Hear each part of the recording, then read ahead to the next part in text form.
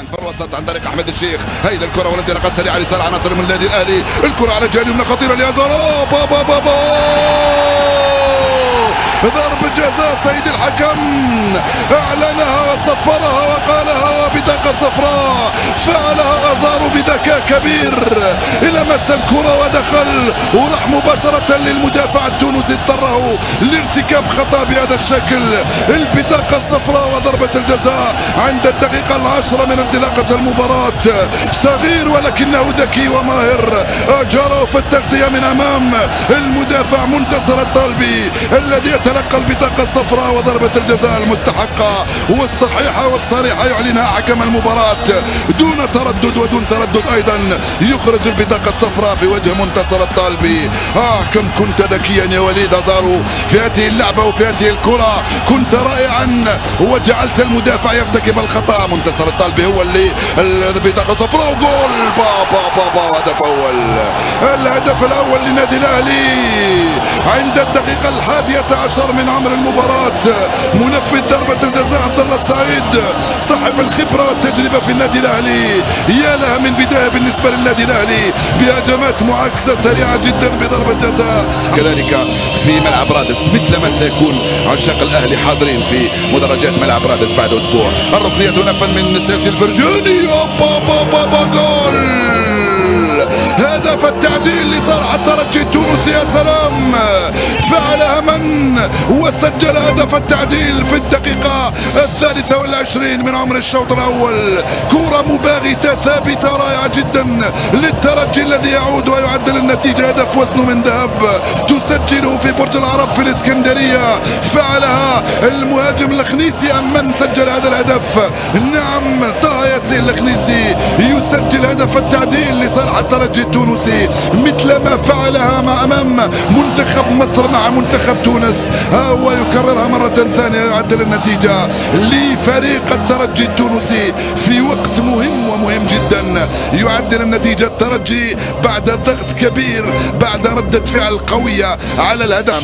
وكذلك للفرجاني الساسي وللترجي، وصعب على شريف إكرامي من هذا المكان من حوالي 25 متر في الدقيقة الثالثة من انطلاقة الشوط الثاني من عمر هذه المباراة.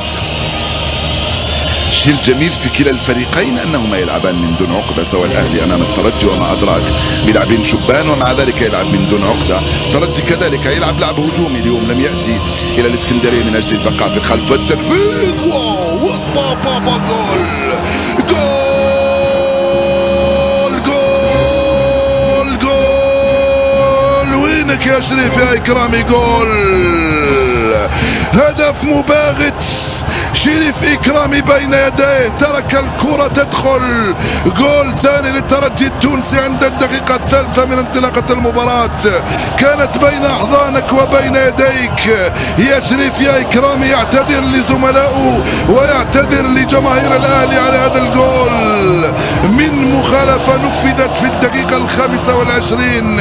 الخطأ فادح مؤثر جدا وجاء في توقيت صعب جدا على الاهلي المصري في الدقيقة الثالثة من انطلاقة الشوط الثاني. غيلان الشعلالي فعلها واشعلها وسجل جول ثاني. يا شريف يا اكرامي، حارس مرمى الاهلي لا يرتكب اخطاء مثل هذه، ولو انه الخطأ وارد في لعبة كرة القدم، ولكن نظريا حارس مرمى الاهلي لا يرتكب التشكيله التونسيه في هذه الاثناء من عمر المباراه بعد هذه المخالفه من المتميز صالح جمعه. ولا لا، جول جول جول جول. جاء هدف التعديل في نهايه المطاف. يا سلام، هدف التعديل من قبل من سجل هذا؟ نعم، مسجل الهدف هو وليد ازارو. فعلها وليد، الضغط يولد الانفجار في دفاع الترجي التونسي، الضغط يولد التعديل ويولد الاهداف. هكذا ازارو كان في المكان المناسب وفي الوقت المناسب وسجل هدف التعديل لفريق الاهلي المصري بعد هذه المخالفه المنفذه ببراعه من صلاح جمعه. جول التعديل، 4 أهداف شاهدناها محظوظون الليله في هذه المباراه، وهذه ال4 أهداف التي شاهدناها تعديل مستحق لحد الآن.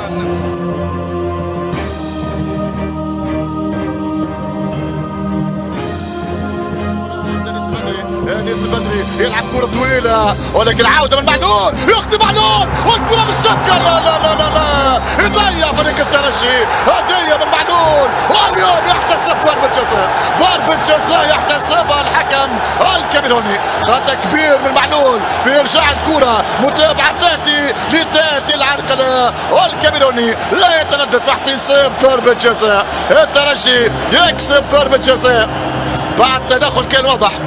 ضربة جزاء للفريق التونسي. شوفوا الإعادة البدري لعب كرة مباغتة، كرة مفاجئة، كرة ضربة الدفاع. معلول كرة قصيرة، المتابعة موجودة من جانب إيهاب المباركي تابع. شوفوا الإعادة مرة أخرى، تدخل من جانب إكرامي قام بالعرقلة. فرصة للتقدم، فرصة لأخذ الأسبقية من علامة الجزاء. الترجي فرصة مواتية للتسجيل. من سيتقدم؟ طه ياسين الخليسي الأقرب. في لقاء الذهاب الأهلي سجل ضربة جزاء عبد الله السعيد. الآن ضربة جزاء قد تفتح باب التسجيل في هذا اللقاء أمامنا دكة مدراء الأهلي في آخر لحظات شوط أول. كرة ممكن ترجع كرامي هل يلعب دور البطولة؟ يتصدى للركلة أمامنا طه ياسين الخليسي كما جرت العادة، يسجل ويزور مرمى الحارس شريف كرامي. ضربة جزاء تشعل ملعب رادس. تدخل كان قوي، ضربة جزاء. خطأ كبير من معلول قد يدفع الأهلي الثمن ويقبل هدف في مرماه. يسجل الترجي. تصبح الآن مهمة الأهلي الصعبة، يتطلب على الأهلي إحراز هدفين من أجل التأهل. إيهاب المباركي ضغط على معلول وكسب ضربة جزاء. ضربة جزاء، فرصة للأسبقية. طه ياسين الخليسي في مواجهة أمام كرامي. يتجدد الحوار هذه المرة من علامة الجزاء. طه ياسين الهداف، طه ياسين الخليسي هل يزور مرمى الأهلي من جديد. طه ياسين وجه لوجه مع كرامي في زاوية سيختار طه ياسين في الشبكة. سجل والتقدم للترجي. وضع الكرة في زاوية صعبة جدا. الترجي يتقدم بال1-0. طه ياسين الخليسي وعلاقته مع كرامي مستمرة. مرة أخرى يسجل في مرمى شريف، هذه المرة من ضربة جزاء وضع في سقف المرمى ليمنح الترجي الأسبقية.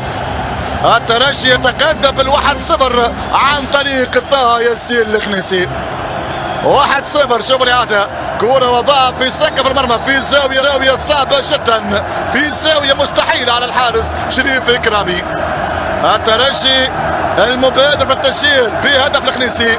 أسبقية للمكشخة لإسبيرونس، يتمكن التسجيل في توقيت هام جدا. آخر لحظات شوط أول والترجي يضرب الأهلي، لكن في انتظار ردة فعل الفريق الأهلاوي. لم تنتهي القمة بعد، ممكن نقول أن القمة الآن انطلق. والمعاد من جانب اللاعب عامر السولية. أحمد فتحي كرة طويلة ينطلق فريق الأهلي الآن عن طريق جونيور أجاي. تلعب كرة عرضية داخل المنطقة، محاولة خطيرة وهدف التعديل، هدف العودة لفريق الأهلي. الأهلي عن طريق معلول يعوض الخطأ الكبير اللي قام به في الشوط الأول. معلول يعدل النتيجة، معلول يفتح باب المجد ويفتح باب التسجيل لفريق الأهلي. الأهلي يرجع للمباراة. علي معلول يعاقب بن شريفية والأهلي يعود للقاء 1-1. يحلو اللقاء، تحلو القمة. شوف الإعادة، خطأ كبير بن شريفية ومعلول ما يرحمش. معلول يضع كرة في الشبكة. 1-1 باللمسة التونسية. الفريق المصري يرجع للمباراة. هدف مقابل هدف في توقيت مبكر، توقيت رائع جدا للفريق الأهلاوي. هدف مقابل هدف. يقول ترجع كرة للفريق المصري. علي معلول وهو تحت تماما، خط الشوط الاول اعطاه عزيمه اكثر. علي معلول فرصه الثاني، الهدف الثاني عن طريق جاي. ما هذا يا الاهلي، ما هذا مارد الاهلي المصري، اسالوا عنه العزيز جوجل والداهيه اليوتيوب والفيلسوف الفيسبوك والماكر تويتر. اسالوا عن الاهلي وعن روايع الاهلي وعن ابداعات الاهلي. الاهلي رهيب يا الساده، الاهلي زي العاده يسجل في ملعب رادس.